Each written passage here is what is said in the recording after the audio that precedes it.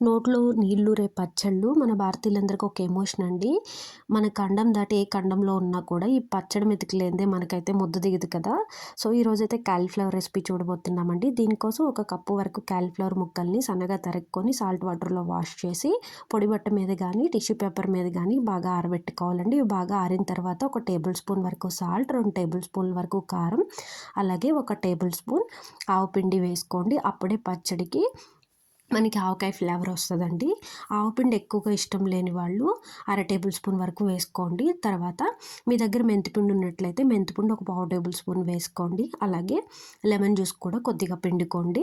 తర్వాత 3 టేబుల్ స్పూన్ల వరకు ఆయిల్ వేసుకొని కొద్దిగా మెంతులు, దంచిన వెల్లుల్లి, ఎండుమిర్చి వేసి, ఇంగువ కూడా వేసి పోపు వేసుకోండి. అంతే అండి, ఇన్‌స్టాంట్ పచ్చడి చూడండి ఎంత సింపుల్‌గా రెడీ అయిపోయిందో. దయచేసి పచ్చళ్ళు కొనుక్కోకుండా పెట్టుకోవడానికి ట్రై చేయండి. Thanks for watching.